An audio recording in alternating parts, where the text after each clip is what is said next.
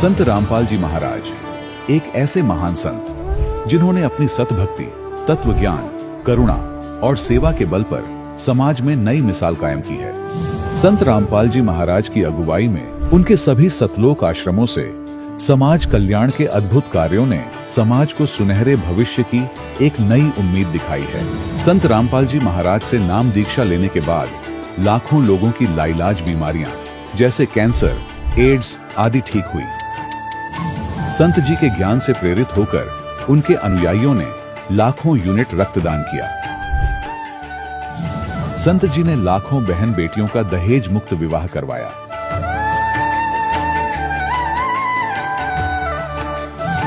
संत जी ने लाखों लोगों का नशा छुड़वाया, करोड़ों उजड़े परिवार बसे। संत जी के आश्रमों में समागम के दौरान निःशुल्क नेत्र चिकित्सा, दंत चिकित्सा प्रदान की जाती है।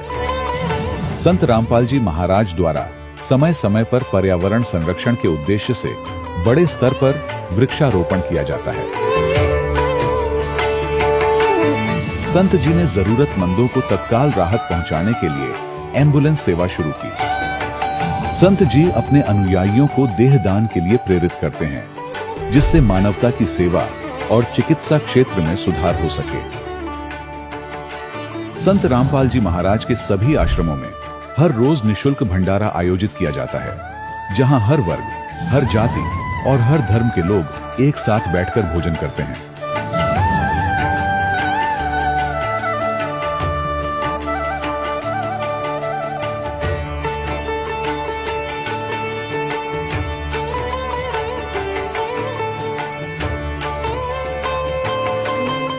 संत रामपाल जी महाराज की अन्नपूर्णा मुहिम ने गरीब और बेसहारा लोगों के जीवन में एक नई ऊर्जा और उम्मीद को जन्म दिया है।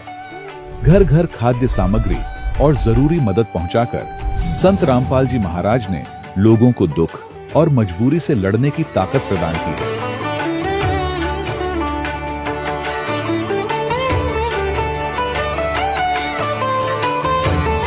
संत रामपाल जी महाराज द्वारा गरीब लोगों के लिए घर बनवाने का अद्भुत कार्य एक ऐसी मिसाल कायम कर रहा है जो सदियों सदियों संत जी की उदारता और दया भावना के तौर पर जाना जाएगा।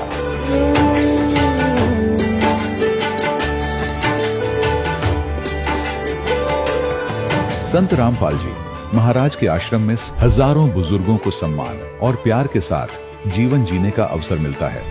उनके खाने, रहने और स्वास्थ्य की पूरी जिम्मेदारी संत रामपाल जी महाराज उठाते हैं। अनाथ बच्चों के लिए संत रामपाल जी महाराज के सभी आश्रम किसी वरदान से कम नहीं। यहाँ उन्हें शिक्षा, संस्कार और भविष्य के लिए बेहतर अवसर प्रदान किए जाते हैं।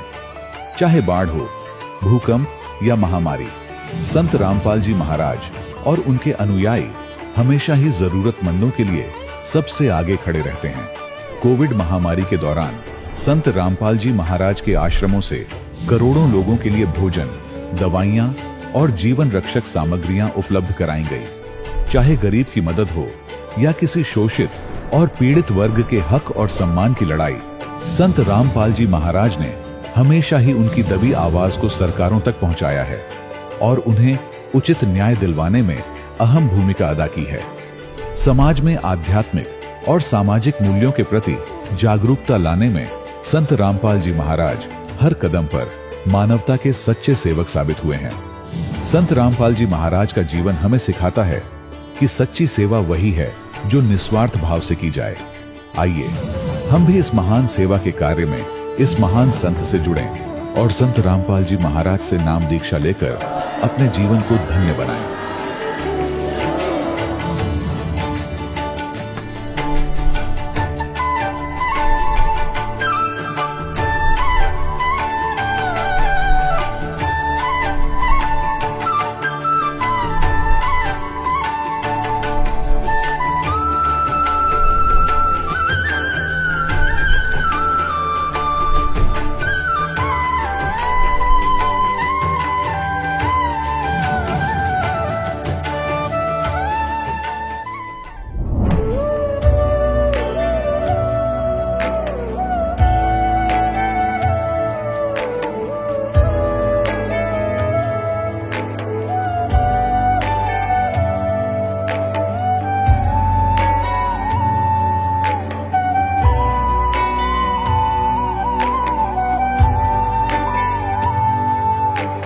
जब लग गुरु मिले न साचा, तब लग गुरु करो 10 पांचा। क्या गुरु बदल सकते हैं? क्या गुरु बदलने से पाप लगता है? अध्यात्म के इस मैदान में आखिर सही गुरु कौन है? गीता जी में वर्णित तत्वदर्शी संत कौन है? इन सभी प्रश्नों के उत्तर जानने के लिए अवश्य सुनिए जगत गुरु तत्वदर्शी संत रामपाल जी महाराज के मंगल प्रवचन। सत साहिब दर्शकों, अध्यात्म का सही मार्ग और सही मार्गदर्शक न मिल पाने के कारण ही लोगों को अपने कष्ट और समस्याओं को भुगतना पड़ता है। अमरोहा उत्तर प्रदेश की रहने वाली पिंकी जी भी उन्हीं लोगों में से एक हैं। इनके पिताजी नशे की लत से ग्रस्त थे। माताजी और नानी जी को भी कई बीमारियों ने घेरा हुआ था। दुख तो मानो इनकी जिंदगी में अनचाहे मेहमान बनकर हर दिन दस्तक दे रहे थे। लेकिन कहते हैं ना, मनुष्य को जब सही मार्गदर्शक मिल जाए तो जीवन को एक नई दिशा प्रदान होती है। ऐसा ही कुछ इनके साथ भी हुआ जब इनके पिताजी को मिली अध्यात्म मार्ग के सच्चे मार्गदर्शक तत्वदर्शी संत रामपाल जी महाराज जी की शरण, जो वर्तमान समय में सभी के विघ्नों का निवारण कर रहे हैं। आप भी आश्चर्यचकित हो जाएंगे कि विघ्नहर्ता संत रामपाल जी महाराज जी की शरण ग्रहण करने के बाद पिंकी जी ने अपने जीवन में कई चमत्कारिक परिवर्तन महसूस किए और सर्व दुखों का निवारण अपने आंखों होता देखा है। संत जी द्वारा दी गई सतभक्ति के फलस्वरूप ही आज ये सुखी जीवन व्यतीत कर रही हैं। अब आप स्वयं ही सुनिए पिंकी जी के जीवन परिवर्तन की सच्चाई। उनकी आप बताइए। नमस्कार जी। सर साहिब जी। क्या नाम है जी आपका? पिंकी चौधरी। कहाँ से आए हैं आप? यूपी अमरोहा से। संत रामपाल जी महाराज से नाम दीक्षा आपने कब ली? 10 जनवरी 2014 को। संत रामपाल जी महाराज से नाम दीक्षा लेने से पहले आप क्या भक्ति साधना करते थे? मैं संत रामपाल जी महाराज से नाम दीक्षा लेने से पहले शंकर भगवान जी की भक्ति करती थी और बचपन से ही करती थी, जैसे उनके व्रत रखना। लेकिन परमात्मा की जो बंदी छोड़ सतगुरु रामपाल जी महाराज है, उनकी दया इतनी हुई कि मैं किसी और अन्य देवी देवताओं को नहीं मानती थी सिवाय शंकर भगवान जी के। मैं उनके ही व्रत रखती थी और किसी गुरु के चक्कर में नहीं पड़ी थी। मुझे मोक्ष के बारे में या किसी गुरु के बारे में कोई जानकारी नहीं थी। शंकर भगवान जी की भक्ति करते करते आपको क्या क्या लाभ हुए?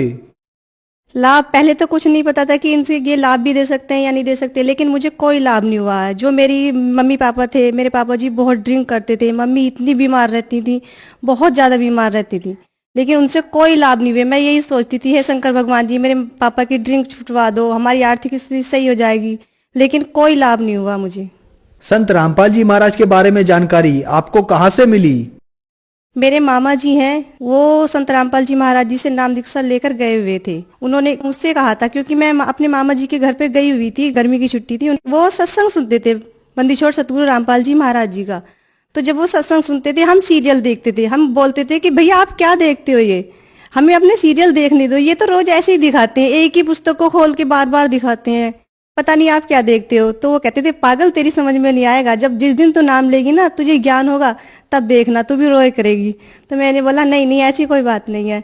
तो फिर अगले दिन उसने कहा, एक काम करते हैं कि हम जो बुआ जी को लेकर चलते हैं, क्योंकि मम्मी बहुत बीमार रहती थी और बुआ जी ठीक हो जाएंगी। मैं बोला भैया एक काम करो, तुसी जो है ना मम्मी नू लेके नहीं जाओ, पापा जी नू लेके जाओ, क्योंकि पापा जी हमारे ड्रिंक करते थे और अगर पापा जी शराब पीनी छोड़ देंगे ना तो हमारा सारी फैमिली अच्छी हो जाएगी। तो बोला ठीक है मैं कोशिश करता हूँ। मेरे मामा जी का लड़का मेरे पापा को सतलोक आश्रम लेकर गए। मेरे पापा जी ने संत रामपाल जी महाराज जी से नाम दीक्षा ली और नाम दीक्षा लेने के बाद वो घर पर आए। उन्होंने हमसे बताया, मुझसे, मम्मी से, मेरी छोटी सिस्टर थी, भैया थे, सबसे बताया। तो जब मुझसे कहा, पापा आके तारीफ कर रहे थे सतलोक आश्रम की, वहाँ पे फ्री खाना मिलता है, वहाँ का रहन सहन ऐसा है, सभी भगत इतने प्यार से बात करते हैं और मतलब देसी घी के बता रहे थे कि सब सामान ऐसे बनता है। तो मैंने कहा पापा से कि पापा जी आप तो बस ऐसे ही करते हो, कोई पागल नहीं है कि इतना आपको इतना सब कुछ देगा। बोले नहीं बेटा एक बार चल के देखना। मैं बोला चलो ठीक है मैं घूमने चलती हूँ। पापा जी मुझे ले गए घुमाने के लिए। मैं घूमने गई थी, ना कि नाम दीक्षा लेने गई थी वहाँ पे। लेकिन जब मैंने वहाँ पर जाकर देखा, जो रामपाल जी महाराज जी हैं उनकी ऐसी दया हुई कि मैंने भी फिर नाम दीक्षा ले ली। संत रामपाल जी महाराज से नाम दीक्षा लेने के बाद अनेक से भक्तों को लाभ होते हैं, तो क्या आपको भी कोई लाभ हुए? जी हाँ, संत रामपाल जी महाराज जी से नाम दीक्षा लेने के बाद मुझे सबसे पहला लाभ, जो मानव जीवन का मूल कार्य होता है, यानी कि जिसे मोक्ष कहते हैं, 84 लाख योनियों से जो पीछा छूटता है, मुझे मोक्ष मिलने की सही विधि, सही भक्ति विधि मुझे प्राप्त हुई। और जैसे शारीरिक लाभ होते हैं, मेरे पित्त की जो थैली होती है, गुर्दे में पथरी होना तो आम बात होती है, लेकिन मेरी पित्त की थैली में पथरी थी और 6 9 mm की इतनी पथरी थी और मेरे इतना दर्द होता था, इतना दर्द होता है कि डॉक्टर कैप्सूल भी देते थे और मेरे इंजेक्शन भी लगाते थे, तब जाकर मुझे थोड़ी शांति मिलती थी। लेकिन मुझे कोई लाभ नहीं हो रहा था। सबने ये बोल दिया था कि ऑपरेशन होगा इसका, तभी इसके पित्त की थैली पथरी की निकलेंगी।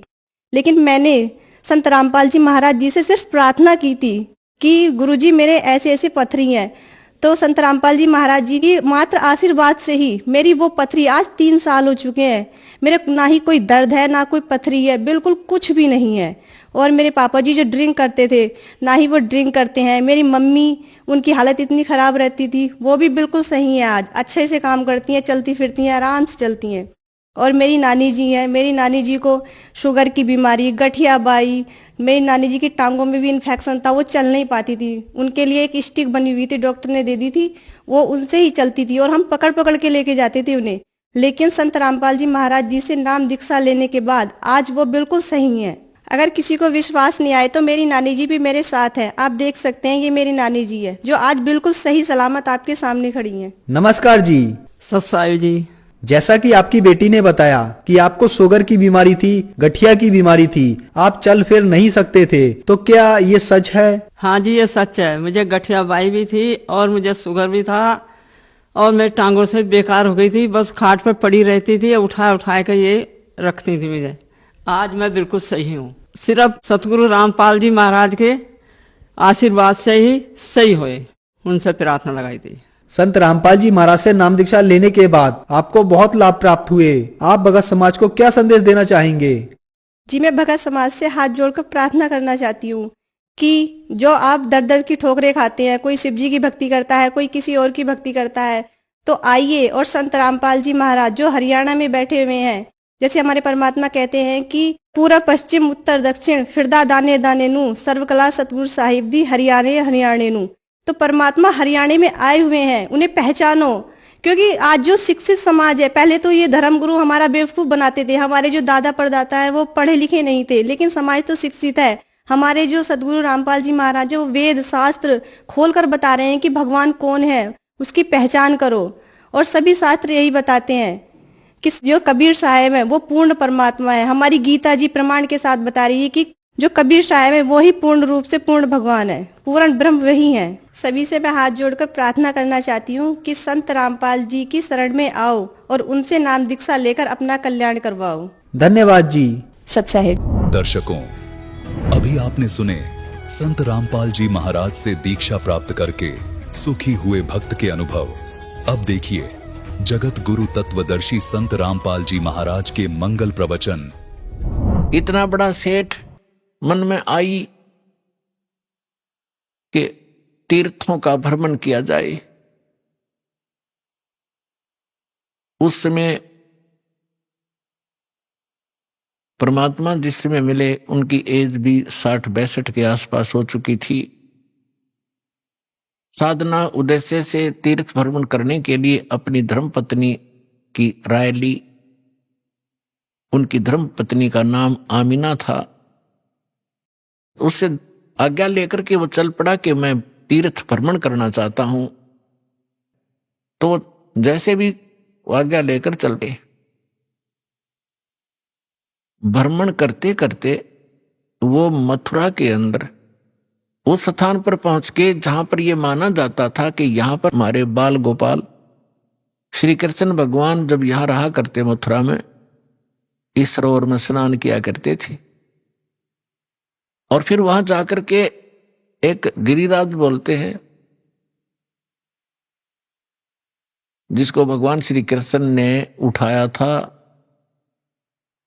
जब इंद्र देवता स्वर्ग का राजा अपनी पूजा न करने से अक्षुब्ध होकर के व्रज को डुबोना चाहता था अधिक वर्षा करके। तो श्री कृष्ण जी ने उस पहाड़ को उठा के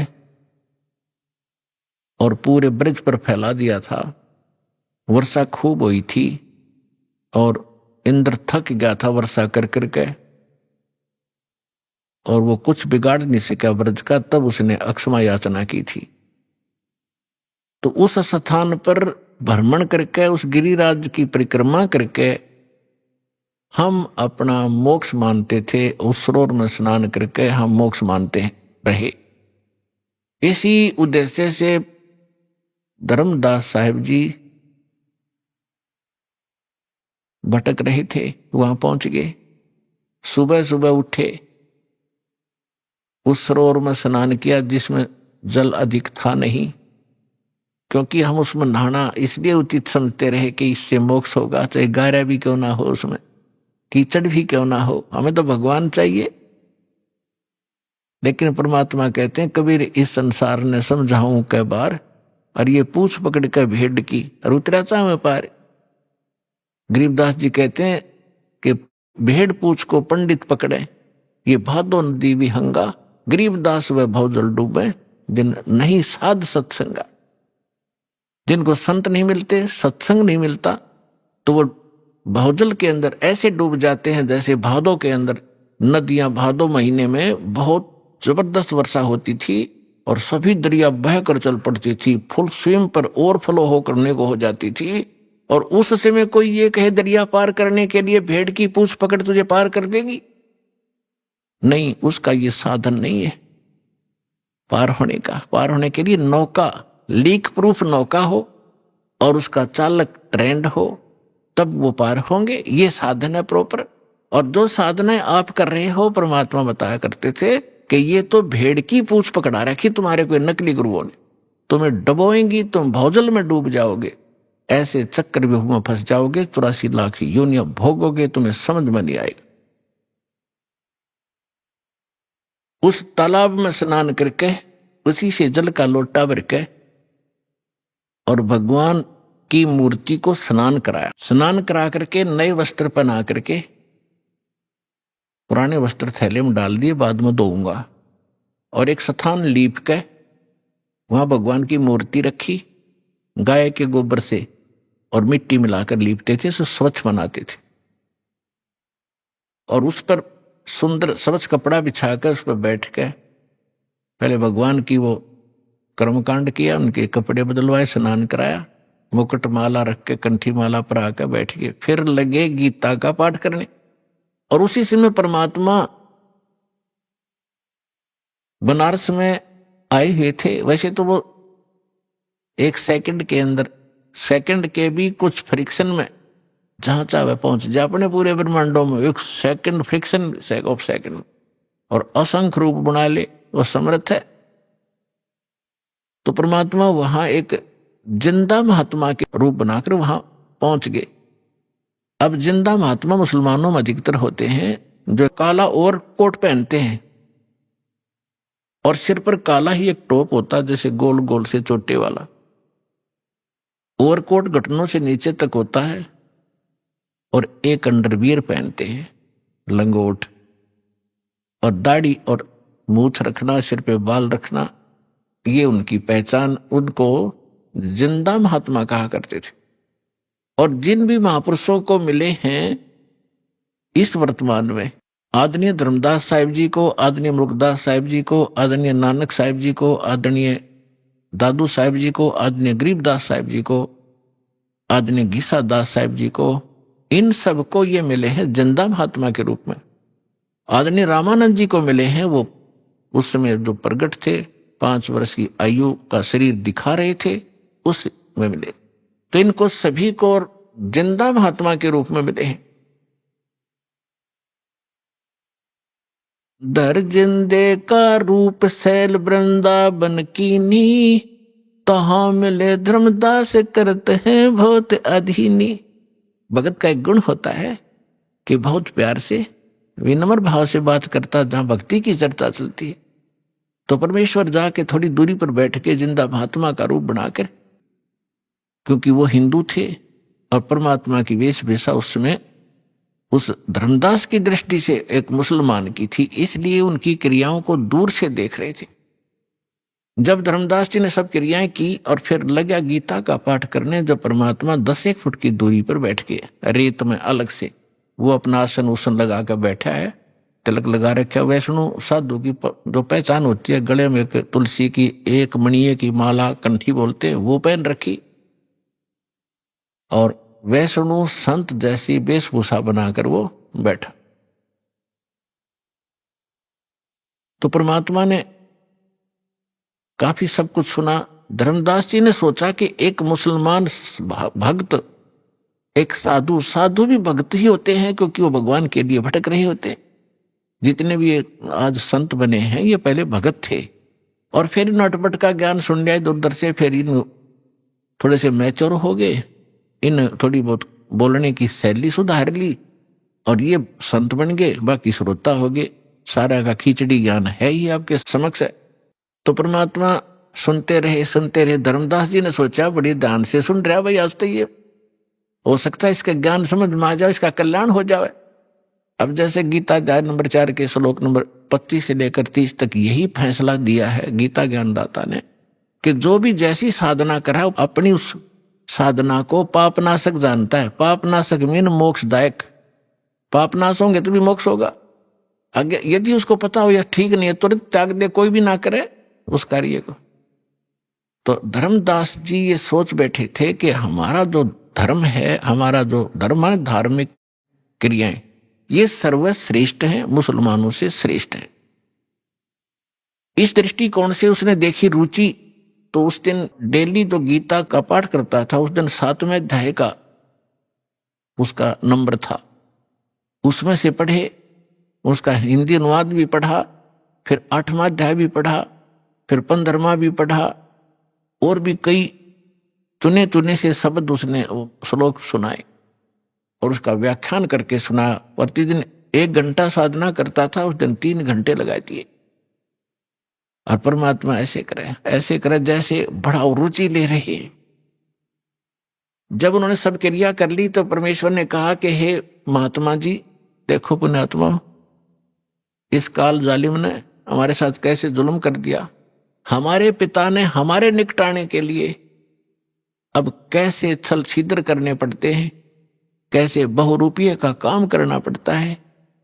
उस 2 कौड़ी के जीव धर्मदास को तो कहते हैं हे महाराज जी, और स्वयं कहते अपने आप को कबीर दास। मैं दास हूं, मैं भटका हुआ हूं, और मैं सब महापुरुषों के पास जा चुका हूं, परमात्मा के लिए घर से निकला हूं, और मुझे कोई सही मार्ग मिल नहीं रहा। आज मैंने आपका ज्ञान सुना, कुछ मेरा खिंचाव हुआ, मैं आपसे परमात्मा की जानकारी चाहता हूं। अपने आत्माओं, जब ऐसे अधीन होकर कोई पूछता है तो हमारी इच्छा बनती है कि बताएं इसको, ये तो भ्रमित है। हिंदू मुसलमानों को इसलिए बुरा मानते थे कि ये मांस खाते हैं, अहिंसा करते हैं, पापी बने हुए।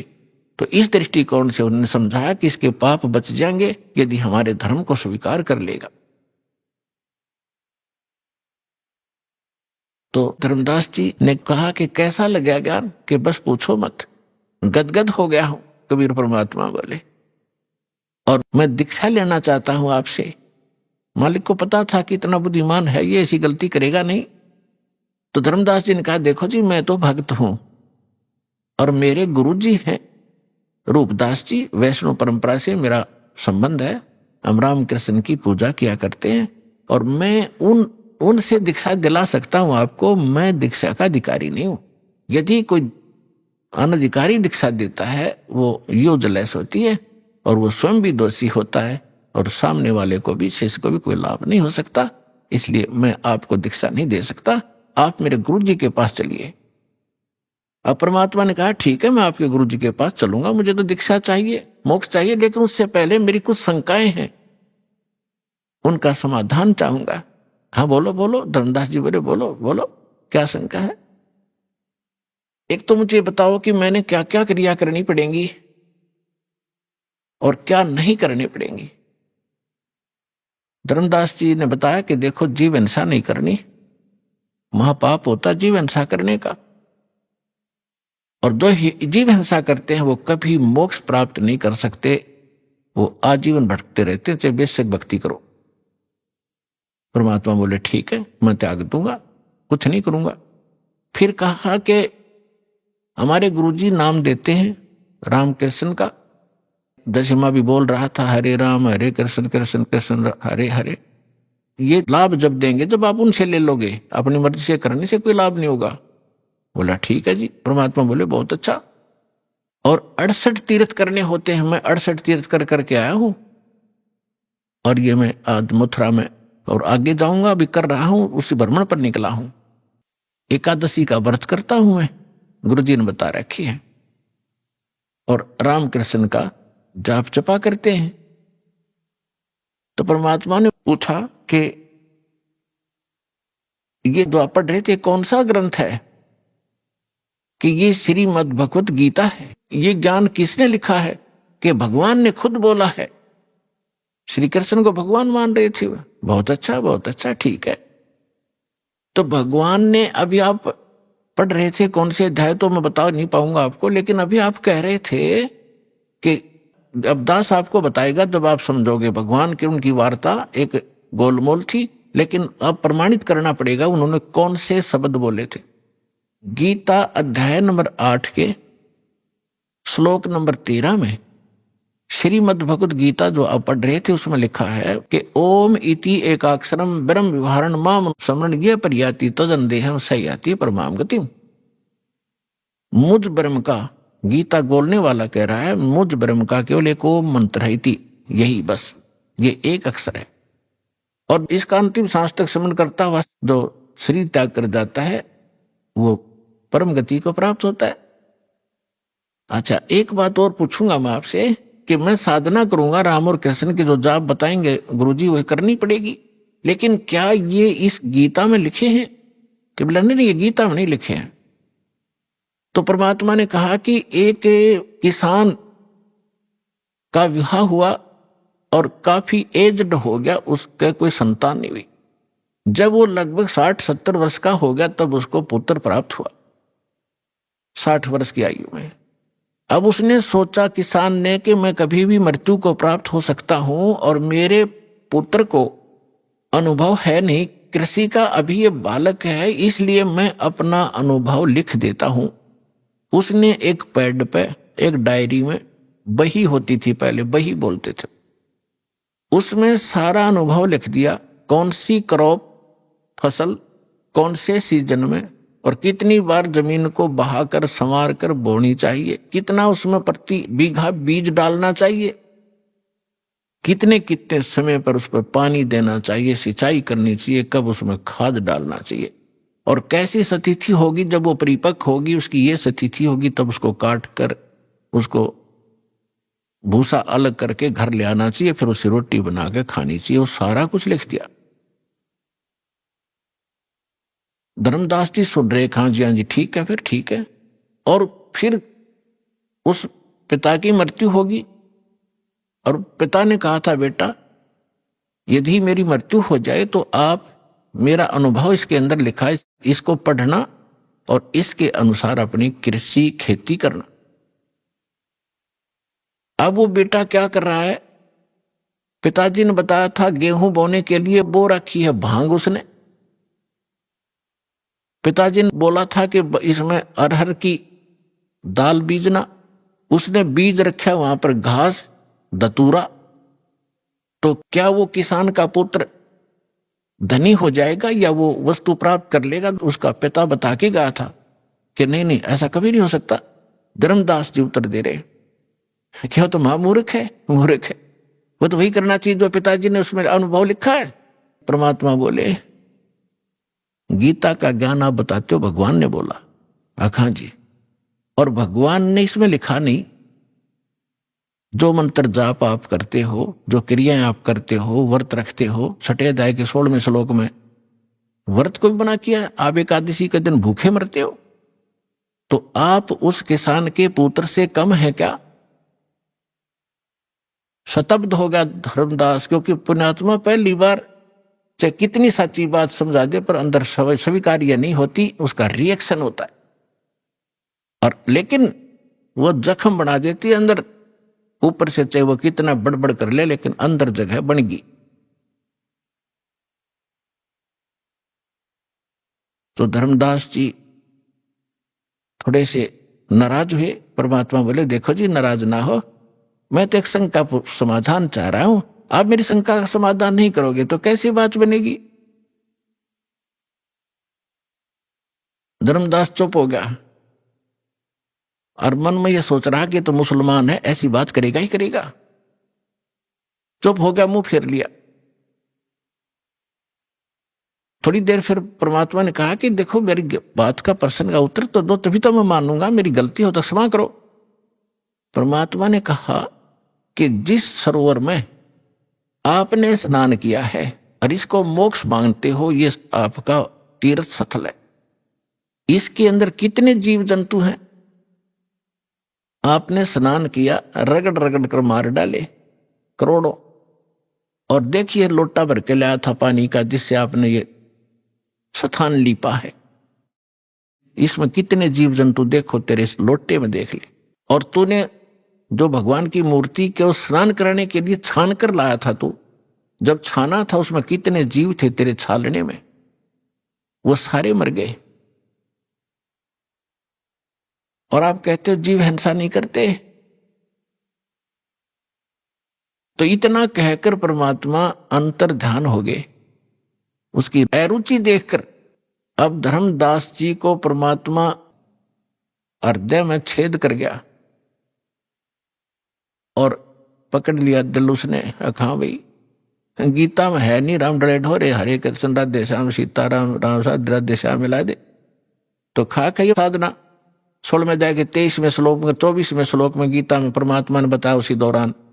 अभी आप पढ़ रहे थे, आप कह रहे थे कि जो शास्त्र विधि को त्याग कर मनमाना आचरण करते हैं उनको ना सुख होता है, ना कोई सिद्धि प्राप्त होती है, ना उनकी गति होती है। उसके लिए शास्त्र ही प्रमाण है, उसके कर्तव्य और अकर्तव्य की व्यवस्था में, उसके अतिरिक्त किसी की मत मानो। तो है तुम्हारे शास्त्र में कहीं पर ये नाम? धर्मदास जी स्तब्ध हो गए, सिर घूम गया। और फिर भगवान सामने से अंतर ध्यान हो गए तो वो और ज्यादा चिंतित हो गए कि इतना विद्वान पुरुष, भगवान तो नहीं माना उसने, लेकिन ये जरूर मान लिया कोई महापुरुष सिद्धि वाली थे और कितना बढ़िया ज्ञान बताया, और मैं महामूर्ख आगे ज्ञान सुना नहीं, मेरी मंदबुद्धि, दुर्भाग्य मेरा। और ये कैसा गंदा ज्ञान मेरे अंदर समा चुका है, मैंने सत्य ज्ञान को स्वीकार नहीं किया। ऐसी बहुत गलानी बनी, लेकिन अब बने क्या? रोने के सिवा कुछ शेष नहीं था। सारी रात करवट ले ले रात बिताई और रह रहकर पर अर्ज की, हे भगवान उस महात्मा को फिर मिला दे। हे परमात्मा, कौन था वो? भगवान था ही क्या? एक बार मुझे फिर से मिले, मैं सारी बात सुनूंगा। सारी रात बैठकर रो रो के काटी। सुबह उठा वक्त से उसने सोचा तो रोटी बना ले और फिर खोज करूंगा उस संत का कि तो बैठा पाएगा तो यहां तीर्थों पर। सुबह उठा, एक मोटी लकड़ी जंगल से तोड़कर श्याम ने ला रखी थी, लाके रखी हुई थी। वह मोटी लकड़ी चूल्हे में लगाई, उसके साथ सहयोगी लकड़ी जला करके अग्नि जला दी लगा करके। वो मोटी लकड़ी कुछ गिल्ली सी थी, ज्यादा गिल्ली नहीं थी पर थोड़ी थोड़ी ठीक सी थी। और उसके पिछला हिस्सा जो कटा हुआ था और वो थोड़ी सी थोथी थी, दुर की दुर होलो थी, उसके अंदर सुराख था, उसमें चींटियां भरी पड़ी थी। खाना बना रहा था, खाना बनाते बनाते सुबह उठकर वक्त से बनाने लगा तो निकट जब वो लकड़ी आई, उसका एंड, लास्ट एंड आया लकड़ी का, तब उसका ध्यान पड़ा। सारी भात बना ली, रोटी बना ली, क्या देखा कि चींटियां अंडे मुंह में लेकर सफेद सफेद और उस लकड़ी से बाहर निकलने का प्रयत्न कर रही है। लकड़ी के एंड पर एक तरल पदार्थ उबल रहा है, गर्म होने के कारण वो बाहर निकलती है, उसमें गिर कर चटक चटक जल रही है। जब धर्मदास जी ने देखा कि वो तेरे की आज तो अनर्थ हो गया, आज तो जुल्म हो गया, इस सारे भात में ना जाने इतनी लंबी लकड़ी में 2-2.5 फुट की लकड़ी जल गई है, इसमें तो करोड़ों चींटी मर गई विद एग समेत, अंडों समेत मर गए हो। भगवान आज जैसा पाप अपराध मुझसे कभी नहीं हुआ होगा। तुरंत शेष लकड़ियों को बुझा, जल डाला। अब सोचा कि इस पाप से बने हुए अन्न को मैं कैसे खाऊं, आज तो बहुत अपराध हो गया। उसने सोचा आज मैं निराहार रहूंगा, इस आहार को किसी साधु संत को खिला दूंगा, मैं पाप मुक्त हो जाऊंगा। भक्त श्रद्धालु जैसी उनकी आत्मा अलाउड करती है उसी तरह अपने को पाप मुक्त करने की वो चेष्टा किया ही करते हैं, शायद ऐसे बच जाऊं। अब सारे उस भोजन को लेकर थाली में रखकर और चला संत की खोज में। हम साधु संत किसको मानते हैं? या दाढ़ी बड़ी हो, सिर पे बाल हो बड़े बड़े, लाल कपड़े पहन रखे हो, गले में माला हो, या कतीनी वस्त्र हो, राख लपेट रखी हो, लंगोट पहन बांध रखा हो ओनली, या मूंड मुंडा रखा हो, कति गोटम गोट हो, लाल कपड़े अवश्य हो, हम ऐसे को संत मानते हैं। तो परमात्मा ने ऐसे एक साधु का रूप बनाया, लाल कपड़े पहन के, दाढ़ी मूछ थी ही, जैसे ये ऋषि में ऋषि वागरे हिंदुओं के, ऐसे बैठ गए एक वृक्ष के नीचे। धर्मदास जी की नजर पड़ी कि हाँ संत बैठे हैं। जाते ही थाली रखती और कहा भगवान भोजन पाओ, दास का भोजन पाओ। परमात्मा बोले रख दे भाई, धर्मदास मुझे भूख लगी है। जब उन्होंने धर्मदास नाम कहा तो सामने देखा, लेकिन परमात्मा का रूप अन्य था, नहीं पहचान सका। उसने सोचा मैं भंडारे करता रहता हूं, साधु संत आते हैं, जानते होंगे मुझे। ज्यों ही थाली रखी, परमात्मा के पास एक करमंडल था, लोटा, उसमें से जल उठाया कबीर परमेश्वर ने और उसको मंत्र पढ़ा अन्नदेव की आरती का एक, और उस पूरी भात पर छींटे मार दिए, वो सारी भोजन पर, थाली में एकदम सारा भोजन, सब कुछ चीटी बन गई।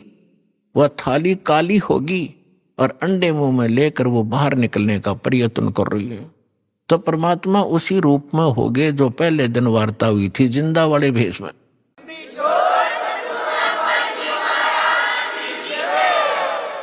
तब धर्मदास जी ने देखा कि सचमुच ये तो वही महापुरुष है। तब परमात्मा ने कहा, अरे अत्यारे, कल क्या कह रहा था तो कि जो जीव हिंसा करते हैं वह कभी मोक्ष प्राप्ति नहीं कर सकते, और तेरे से तो कसाई भी अच्छा, तो कसाई से भी बुरा तने कितने जीव मार दिए। चरणों में गिर गया, पैर पकड़ दिए, कहा भगवान ज्ञान बता दो, हम तो अंधे हैं, हमारी बुद्धि तो कति झेरे कुएं जैसी है। जो ज्ञान हमने आज तक सुना और उसी को हम सत्य मान रहे थे, आपका ज्ञान पहली बार सुनने से मन को स्वीकार्य नहीं हुआ। हे भगवान, अब मैं आपका सारा ज्ञान सुनूंगा।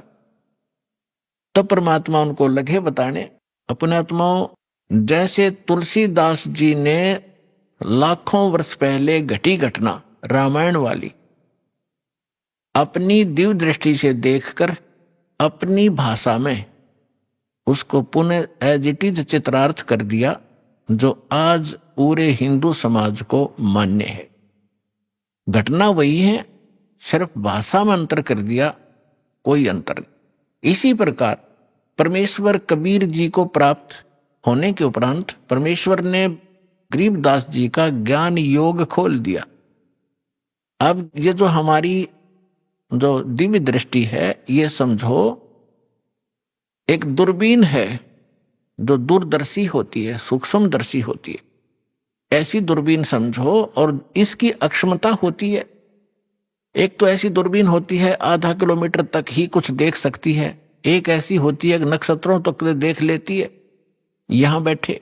तो इसी प्रकार जो तुलसीदास जी की जो दिव्य दृष्टि थी वो सूक्ष्म दूरदर्शी थोड़ी अक्षमता की थी, और गरीबदास जी के को प्राप्त जो दिव्य दृष्टि थी उसने असंख्यों युग पहले का ज्ञान, और आज से 600 वर्ष पहले जो भगवान के साथ घटना घटी और भविष्य का जो ज्ञान उन्होंने अपनी अमृतवाणी में बताया है।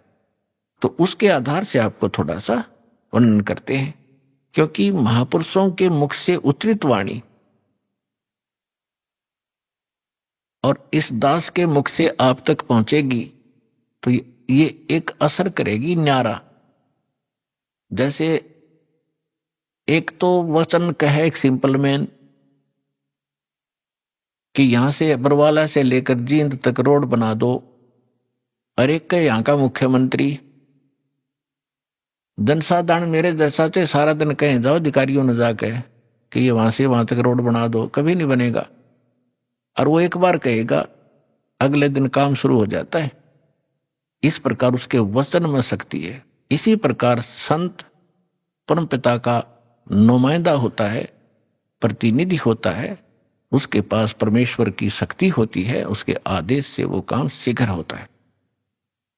दर्जन दे का रूप शैल वृंदावन कीनी, तहां मिले धर्मदास करते हैं बहुत अधीनी।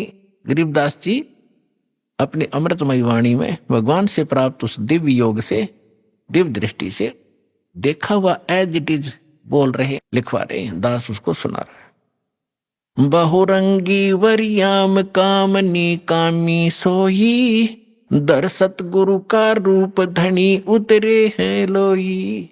ए संसार, गरीबदास जी कह रहे हैं कि धर जंदा महात्मा का रूप धर के सैल वृंदावन वृंदावन की सैर सपट्टा करने के लिए चले, और तहां मिले धर्मदास जो करते हैं बहुत अधीनी, बहुत विनम्र आत्मा के थे।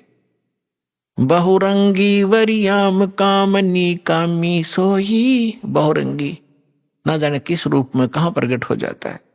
और दर सतगुरु का रूप धनी उतरे हैं लोई, सतगुरु का रूप बनाकर, यानी तत्वदर्शी संत रूप में खुद धनी, खुद मालिक वहां आकर प्रकट हुए थे। बहुरंगी वरियाम कामनी कामी सोई, दर सतगुरु का रूप धनी उतरे हैं लोई। परम उजागर ज्ञान ध्यान बहुरंगी बाना, तहां मिले धर्मदास आचार विचार दीवाना। परम उजागर ज्ञान, बहुत ही ओजस्वी वाणी परमात्मा की, तत्व ज्ञान, और वहां मिले धर्मदास जो इस कर्म कांड नकली साधना का दीवाना हो रहा था, हटना नहीं चाहता था। परमात्मा ने पूछा, अय है पुण्यात्माओं, पता नहीं आपका यह बालकपन कब खत्म होगा, या काल की भांग तुमने झूठे सुख की पी रखी है कद उतरेगी। आप यहां एक कहर भोग रहे हो, चाहे राष्ट्रपति है किसी भी देश का, जीव का जीवन है ये। आज प्रधानमंत्री है, कल मृत्यु हो गया, गधा बन गया, तो खाक सुख है ये। झूठे सुख को सुख का है ये मान रहा मनमोद, ये सकल चबीना काल का, कुछ मुख में कुछ कोद। परमात्मा इतने खाड़े कर रखे आपके लिए, अपने बच्चों को, दृढ़ भक्तों को मिलते हैं, उनसे उनको अपना गवाह बनाते हैं, फिर वो भी आपको क्या बता रहे। पता नहीं आपका यह बालकपन कब खत्म होगा, या काल की भांग तुमने झूठे सुख की पी रखी है कद उतरेगी। आप यहां एक कहर भोग रहे हो, चाहे राष्ट्रपति है किसी भी देश का, जीव का जीवन है ये। आज प्रधानमंत्री है, कल मृत्यु हो गया, गधा बन गया, तो खाक सुख है ये। अभी आपने सुने संत रामपाल जी महाराज के मंगल प्रवचन। आइए अब सुनते हैं संत रामपाल जी महाराज से नाम दीक्षा लेकर सतभक्ति करके अद्भुत लाभ प्राप्त करने वाले अनुयायी के विचार। दर्शकों, कहते हैं जिसको भगवान की चाह पूर्ण श्रद्धा के साथ होती है, उसको भगवान की प्राप्ति अवश्य होती है। कुछ इसी प्रकार की कहानी है हिमाचल प्रदेश के रहने वाले डॉक्टर चमन लाल जी की। ये 1957 से ही आनंदपुर साहिब के कबीर पंथी महात्मा से जुड़े थे। एक दिन कुछ अनहोनी घटना हुई। जब चमन लाल जी ध्यान मग्न थे तो इन्हें एक आवाज सुनाई दी कि एक सत्संग का आयोजन करो, जिसमें एक महात्मा आएंगे जिन्हें तुम अनाज और कपड़े देना। चमन जी ने ठीक ऐसा ही किया। निर्धारित समय पर वह महात्मा आए और चमन जी से बात हुई। जितने में चमन जी उन महात्मा को समझ पाते, उतने में ही महात्मा के रूप में आए परमात्मा अंतर्ध्यान हो गए। फिर एक दिन इन्हें वही परमात्मा दिखाई दिए और बताया कि आप कबीर साहिब जी की जो भक्ति करते हैं वह सही नहीं है। अगर शास्त्र अनुकूल भक्ति करनी है तो आप हरियाणा के संत रामपाल जी महाराज जी से नाम दीक्षा लो। उसके पश्चात चमन जी ने संत जी के द्वारा लिखित पुस्तकों को सभी धर्म के सद्ग्रंथों से मिलाया और सच्चे ज्ञान को परखकर सही गुरु से नाम दीक्षा ली, जिसके बाद इन्हें वास्तविक पूर्ण परमात्मा कबीर साहिब जी को प्राप्त करने का सही मार्ग मिला और वह वास्तविक मंत्र मिले जिससे मोक्ष संभव है। अब सुनिए चमन जी के भक्ति सफर की कहानी, उन्हीं की जुबानी। सर नमस्कार। सत साहिब। क्या नाम है आपका? डॉक्टर चमनलाल। डॉक्टर साहब कहाँ से आए आप? मंडी हिमाचल प्रदेश से। सर संत रामपाल जी महाराज से कब जुड़े आप? पूर्ण पिता परमात्मा संत रामपाल जी महाराज से मैं 2012 में जुड़ा। क्या करते हैं आप? मैं कॉलेज में सर्विस करता था। सर आप एक एजुकेटेड पर्सन हैं, संत रामपाल जी महाराज से आप जुड़े हैं, आप हिमाचल प्रदेश से, और आपने हरियाणा में संत रामपाल जी महाराज से नाम दीक्षा क्यों ली? क्योंकि जब मैंने सारा अध्ययन किया, सारी किताबें लाई, जैसे गुरु ग्रंथ साहब, वेद, कुरान, बाइबल और दूसरी किताबें लाई, और उसका अध्ययन किया और उसको टैली किया, और साल 1.5 साल मैंने उसका अध्ययन किया। जब क्लियर हुई बात भाई जो महाराज संत रामपाल जी का ज्ञान है वो सही है और वो सही मतलब जो है ज्ञान बताते हैं, तो उसके बाद मैंने ये निश्चय किया। संत रामपाल जी महाराज से नाम दीक्षा लेने से पहले आप क्या भक्ति साधना करते थे? कबीर साहब की भक्ति करता था मैं। 1957 से मैं कबीरपंथी था, तो उसके बावजूद भी वो नाम जो है तो किसी संत ने नहीं पाया, किसी महात्मा ने नहीं बताया, वो अपना मनमुखी बताए और मनमुखी नाम दान देते थे। तो इसलिए जब मैंने शास्त्रों का अध्ययन किया और देखा कि उनके ज्ञान को टैली किया उससे, परमात्मा संत रामपाल महाराज जी के ज्ञान से, तो यह क्लियर हुआ कि स्पष्ट हुआ कि यही ज्ञान सबसे उत्तम ज्ञान है और सही ज्ञान है। तो इसलिए मैंने निश्चय किया कि वहाँ से मैंने नाम डाल दिया। सर संत रामपाल जी महाराज जी की शरण में आने से पहले आपके साथ क्या कोई अनुभव ऐसा है जिसको आप शेयर करना चाहेंगे? हाँ जी है सर। ऐसा था भाई, मैंने 1957 में कबीर साहब का नाम दान लिया था। कहाँ से नाम दान लिया आपने? आनंदपुर साहब के एक महात्मा थे कबीरपंथी, वो मंडी में आए थे हमारे वहाँ एरिए में, तो उनसे मैंने नाम दान लिया था। और उसके बाद लगातार मैं उस भक्ति को करता रहा, बड़ी ईमानदारी से, बिल्कुल मतलब ठीक तरीके से पूरी समय उसके लिए देता था। जब ऐसा चलता रहा तो एक दिन मैंने ये निश्चय किया 2009 में कि कुछ पाठ रखा जाए, तो मैंने बीजक का पाठ शुरू किया और कुछ स्मरण शुरू किया, और ये 3 महीने तक चलता रहा। 3 महीने में जब मैं ऐसे बैठा था ध्यान में, तो एकदम जो है तो आवाज़ आई, वे बेटा आप जो एक सत्संग रखो और एक महात्मा आएगा, उसको आपने अनाज और कपड़े देने हैं। तो उसके बाद मैंने एक सत्संग रखा और हर महीने रखना शुरू कर दिया, जैसे सेकंड संडे को, तो उसके बाद मंथ के सेकंड संडे को, तो वो चलता रहा लगातार। एक दिन ऐसा लीला हुई महाराज की कि स्वयं कबीर साहब जो है तो मेरे घर में आ गए। उस वक्त वहाँ 100 कर आदमी मौजूद थे। उनके समक्ष वो आए, मनुष्य के रूप में थे, हमने पहचाना नहीं उनको। उन्होंने पीछे पूछा, मैं उन दिनों प्रधान था पंचायत का। उन्होंने कहा प्रधान चमनलाल का घर का है, तो उन्होंने बताया ये घर है। तो आ गए, तो वहाँ एक महात्मा आए थे खरसिया से, वो कुछ कलेक्शन के लिए आए थे, कुंभ के लिए। तो उनको हमने डिप्यूट किया भी आज आप सत्संग करेंगे, तो वो सत्संग कर रहे थे। उसके बाद सत्संग खत्म था, तो जैसा महाराज ने पीछे मुझे बताया था भी जो भी महात्मा कोई आएगा उसको अन्न भी देने खिलाना है, भोजन खिलाना है और कपड़े देने हैं। तो उसी तरह मैं कपड़े देने अंदर गया, कपड़े लाने उनको और भोजन दे। उतने में बाहर खड़े हो गए कबीर साहब, और उन्होंने बात नहीं की, वो खड़े रहे। किसी मुझे मेरे ब्रदर है वहाँ, उसने बताया कि कोई आया है। तो मैंने उनसे हाथ जोड़े और कहा जी सत्संग स्थल इस साइड है, तो आप उस साइड चलो, पर सत्संग खत्म हो चुका है। तो उस साइड वो चुपचाप चले गए और पीछे खड़े हो गए। मैं उतने में कपड़े लेकर गया, मुझे ये आभास नहीं था ये भी परमात्मा है या कोई ऐसी बात है। तो मैं जिस वक्त उनके पास बैठा हो कपड़े देने, तो उनकी तरफ कुछ ध्यान दिया, तो ऐसा लगा मन में भी ये कोई खास चीज़ है, कोई विशेष आदमी है या विशेष महात्मा है। तो मैंने ऐसे जैसे किया, हाथ जोड़े और नमन किया मन में, और सोचा भी अभी पूछता हूँ मैं। उतने में उनको कपड़े देते देते वहाँ 10-15 मिनट लग गया। वो एकदम जैसे नज़र टली, तो उससे गए और मेरा गेट है बड़ा घर का लोहे का, उसको लांग के अंदर चले गए। पीछे बाहर लोग खड़े हुए थे आंगन में, वो देखते रहे भी, बिना पूछे बिना बोले चले गए अंदर। उतने में मैं चले गया पीछे से, तो उन्होंने कहा जी अंदर चले गए गेट लांग के, और गेट बंद कर दिया। जब मैं अंदर गया तो अंदर जाकर देखा सब गए और वो अंतर ध्यान हो गए वहाँ से। और फिर उसके बाद मुझे बड़ा दुख हुआ मैं कई दिन तक सोचता आ रहा उसके बारे में, भाई मैंने बड़ी गलती की ना, उनके पाँव छुए, कौन थे, या ये मन में रहता था ये है तो परमात्मा ही हो सकते हैं। फिर भी क्लियर नहीं थी बात, भाई कैसे क्लियर किया जाए। तो मैंने डेली जो साधना करता था, जब साधना सुबह शाम करनी तो ये प्रार्थना जरूर करनी, भी मुझे बताना प्रभु भाई वो आप थे कि कौन थे। इस तरह साल भर चलता रहा।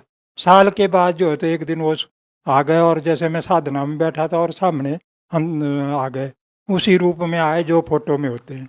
तो उन्होंने बोला बेटा मैं आया था, आपके ने पहचाना नहीं, तो इसलिए जो है आपको संत रामपाल महाराज हैं वहाँ आप जाओ और वहाँ उनसे नामदान लो। जिस टाइम पे आपको कबीर साहब जी ने दर्शन दिए उस टाइम पे आप आनंदपुर धाम से जुड़े हुए थे। हाँ जी, आनंदपुर धाम से जुड़े हुए थे। और उसके बाद कबीर साहब जी ने आपको कहा कि आपको संत रामपाल जी महाराज जी से नाम दीक्षा ले लेनी चाहिए। हाँ, आपको वही सही नाम दीक्षा है। कबीर साहब ने मुझे बताया भाई आप जाओ बेटा और वहाँ से आप नाम दीक्षा लो, और जो आज तक आपने भक्ति की है उसका भी आपको लाभ मिला है, आगे भी उसका लाभ उसमें इंक्लूड होगा। पर सही भक्ति वो है और वो उसको शुरू करो लेकर, नामदान लेकर। तो क्या आपको लगता है कि आपको जो कबीर साहब जी के दर्शन हुए वो आनंदपुर धाम से नाम दीक्षा लेने के बाद हुए, तो आप इसका क्रेडिट किसको देंगे? नहीं, वो तो चलो पता नहीं, ये ईश्वर को पता है क्रेडिट का, परंतु इतना जरूर था मैं लगातार मगन रहता परमात्मा की ये में, तो शायद उन्होंने कृपा की मेरे को, सही रास्ता बताने के लिए उन्होंने ये सारी लीला रची थी। सत्संग रखा, पहले रखवाया और कहा महात्मा को दो भोजन, कई महात्मा है, कईयों को मैंने कपड़े रोटी दी, पर ये पता नहीं था भी भोजन और जो मैं कपड़े दे रहा हूँ कौन महात्मा सही है। तो वैसे वैसे वो खुद ही आ गए, फिर खुद उन्होंने भोजन किया। जब वो भी क्लियर हुआ तो फिर वो डाउट रह गया, भाई क्या पता हो सकता है कौन था, या मेरे को कोई वहम है, कौन अंतर्ध्यान कैसे हुए, क्या हुआ। तो वो भी उन्होंने क्लियर कर दिया, आकर मैं ही आया था और आपने मुझे पहचाना नहीं, और उन्होंने क्लियर। फिर उसके बाद भी मैं कुछ दिनों तक ध्यान कर रहा था। कापियाँ पर किताबें मैंने 25,000 रुपये की खरीद ली थी पहले, वेद दो बार मंगवाए मैंने और उनका ध्यान किया और उससे टैली किया। महाराज जो परमात्मा संत रामपाल जी से उनके सारे किताबें मैंने लाई थी, उनको टैली किया उससे। तो उसके बाद भी मैं ये सोचता रहा भी जब कोई साहब मेरे सामने घर में आए तो मेरी भक्ति सही है। तो जिस वक्त उन्होंने फिर दोबारा मुझे दर्शन दिया और उन्होंने बताया बेटा वो आपको वहीं जाना पड़ेगा, वही सही भक्ति है, तो आप बरवाला जाओ और जो है तो परमात्मा संत रामपाल जी से ही जो सही आपको नाम दीक्षा देंगे उसको ग्रहण करो, उस पर चलो, और आपकी जो पिछली भक्ति है उसमें इंक्लूड होगी, जो आपने कमाई की है वो भी आपकी उसमें इंक्लूड होगी, उसमें आपको कोई भी संशय करने की जरूरत नहीं है। सर, आपने संत रामपाल जी महाराज से नाम दीक्षा किस लिए ली थी? आपका मोटो क्या था? आर्थिक लाभ प्राप्त करना, मानसिक लाभ प्राप्त करना, या आप शारीरिक रूप से परेशान थे, या आप आध्यात्मिक लाभ पाना चाहते थे? आपने संत रामपाल जी महाराज जी को आखिर किस वजह से गुरु बनाया? खास वजह क्या थी? सर ऐसा है भाई, मुझे किसी धन की जरूरत नहीं थी, किसी लाभ की जरूरत नहीं थी, मैं सिर्फ भक्ति चाहता था, परमात्मा को पाना चाहता था। मेन उद्देश्य मेरा जीवन का शुरू से, जब से मैं नौकरी भी करता रहा उसमें भी यही रहा, और आज तक वही रिटायर हुए 25 साल हो गया लगभग मुझे, आज तक भी मेरा वही उद्देश्य रहा। परंतु ये है भी वो उद्देश्य वो तब तक जब तक मुझे सही भक्ति और सही स्मरण नहीं मिला था, सही नामदान नहीं मिला था, तब तक वो अधूरी थी। जब मैंने वहाँ से नामदान लिया, सही नामदान लिया, तो मेरा अपना आप ही बदल गया। बेशक ये था भी मेरे को किसी प्रकार की शारीरिक बीमारी नहीं थी, शारीरिक कोई दुख तकलीफ नहीं थी, ना ही मानसिक ना ही आर्थिक, मैं खुश था और खुशहाल था। परंतु उसके बावजूद भी कई ऐसे बदलाव आ गए जीवन में जिस जो कि मतलब बड़े सराहनीय है। जैसे मैंने कई बार इनकी लीला देखता था, ऐसे ही सोचता था। एक दिन मैं नवोदय जा रहा था, को 2 महीने पहले की बात है, देखा मैंने अपनी गाड़ी का पेट्रोल बिल्कुल ख़त्म था, और मैंने कहा चलो आगे पेट्रोल पंप आएगा, मैं ध्यान में चल नाम जपता जपता निकल गया वहाँ से, वो याद नहीं रही। आगे मंडी पहुँच गया, मंडी से भी जो है तो क्या ना ध्यान में ही नाम जपते जपते आगे निकल गया और पहुँच गया नवोदय। पेट्रोल था नहीं, गाड़ी चल रही है। जब वहाँ पहुँच गए तो वहाँ से मैं जब वापस आया तो वापस में भी उतना ही पेट्रोल, जब मंडी पहुँचा तो उतना ही पेट्रोल था। मैंने देखा भी डालना पेट्रोल, फिर मैंने तो वहाँ नहीं डाला, देख लिया मैंने मंडी, भाई पेट्रोल है नहीं। फिर मैं अपने घर के पास पहुँचा तो वो तब भी पेट्रोल वही था। 4 दिन में उस गाड़ी को चलाता रहा, पेट्रोल उतना ही रहा। उसके बाद वो पेट्रोल डाला मैंने। तो ये एक ऐसी ऐसी कई लीलाएं होती थी। महाराज की बड़ी कृपा रही हमारे पर, और आज तक जो है तो अभी तो मैंने सतनाम ही लिया है, तो उसके बावजूद भी बहुत खुश हूँ मैं उनकी कृपा से। और हर तरह से वो हमारी रक्षा करते हैं, तो हम बड़ी खुशी से रहते हैं और बड़े मतलब हमें पूरी संतुष्टि है उस नामदान से, और भक्ति में भी तरक्की हो रही है। सर, आपके बच्चे ने आपसे पहले नाम लिया और आपकी जो पुत्र वधू है वो आपके बेटे के साथ नाम दीक्षा लेने के लिए गई आपके कहने पे। आपने सभी शास्त्रों को जांच परख लिया था, सभी वेदों को देख लिया था कि संत रामपाल जी महाराज जो बता रहे हैं वो सही है। इसके बावजूद भी आपने संत रामपाल जी महाराज जी को गुरु नहीं बनाया, ये सोच करके कि आपको जो कबीर साहब जी दर्शन दे चुके हैं तो आपकी भक्ति सही है। लेकिन आपने संत रामपाल जी महाराज से नाम तब लिया जब स्वयं कबीर साहब जी ने प्रकट होकर के आपको दर्शन दिए और आपको कहा कि संत रामपाल जी महाराज जी पूर्ण संत है। तो सर, क्या ऐसा पॉसिबल है कि कबीर साहब जी सबको प्रकट होकर दर्शन दें और कहें कि आपको संत रामपाल जी महाराज जी से नाम दीक्षा लेनी चाहिए? एक आम जनमानस संत रामपाल जी महाराज जी तक कैसे पहुंचेगा? वो तो ऐसा है जी भाई, परमात्मा ने दर्शन दिए होंगे, ये तो पता नहीं, उनके बड़े उपकार है मेरे पर। और काफ़ी लंबा समय से 1957 से मैं 2012 तक जो है तो वहाँ भक्ति करता रहा, और दोनों टाइम बड़े मतलब सभी प्रकार के नियम थे मेरे। कहीं किसी के घर में खाना नहीं खाता था, पानी तक नहीं पीता, अपना पानी भी ले जाता था मैं साथ, जहाँ बाहर भी जाना है अगर पानी बच जाए तो पानी नहीं पीना, 2-2 दिन ऐसे भी निकले हैं। तो परंतु उसके बावजूद भी तो उन्होंने वही कृपा मेरे पर की थी, या पिछला मेरे कोई संस्कार होने, तो जो इस पंथ में आ रहे हैं सही भक्ति को जो हासिल कर रहे हैं वो वही लोग हैं जो बहुत पुण्यकर्मी हैं। सर, कबीर साहब जी ने आपको ही दर्शन क्यों दिए? जो कबीरपंथी हैं, लाखों करोड़ों की तादाद में उनके अनुयायी है, आखिर आपको ही कबीर साहब जी ने दर्शन क्यों दिए? क्योंकि सर भाई उन्होंने भक्ति नहीं की या उन्होंने उतनी मेहनत नहीं की, ये तो भक्ति का रास्ता। यदि उनके लाखों करोड़ों की तादाद में भगत हैं तो निश्चित ही उन्होंने मेहनत तो की ही होगी।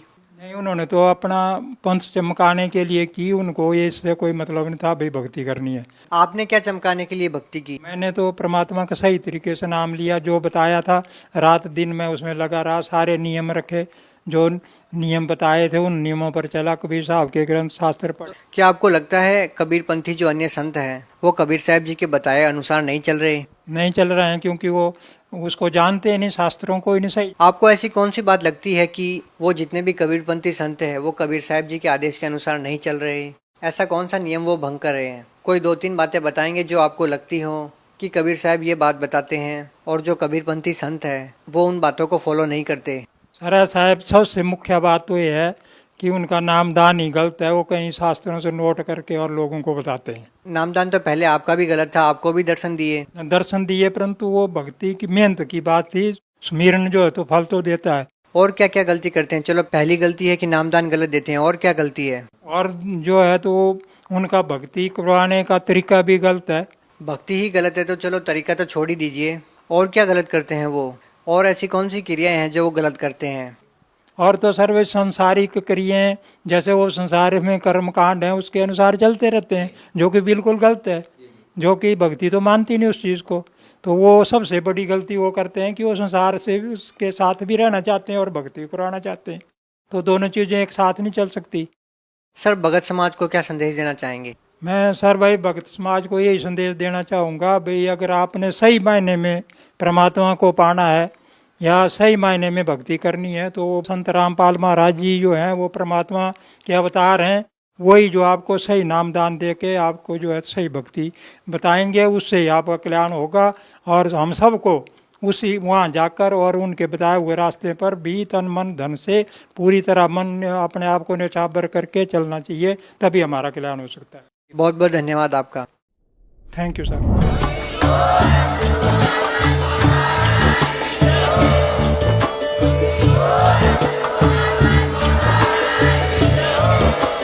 आप सुन रहे थे जगत गुरु तत्वदर्शी संत रामपाल जी महाराज जी के मंगल प्रवचन। अधिक जानकारी के लिए विजिट कीजिए हमारी वेबसाइट www.jagatgururampalji.org। संत रामपाल जी महाराज जी के शुभ आशीर्वाद से पूरे विश्व भर में 500 से भी ज्यादा नाम दीक्षा केंद्र हैं, जिन पर संत रामपाल जी महाराज जी द्वारा ऑनलाइन निशुल्क नाम दीक्षा दी जा रही है। अपने नजदीकी नाम दीक्षा केंद्र का पता करने के लिए संपर्क करें 8222880541।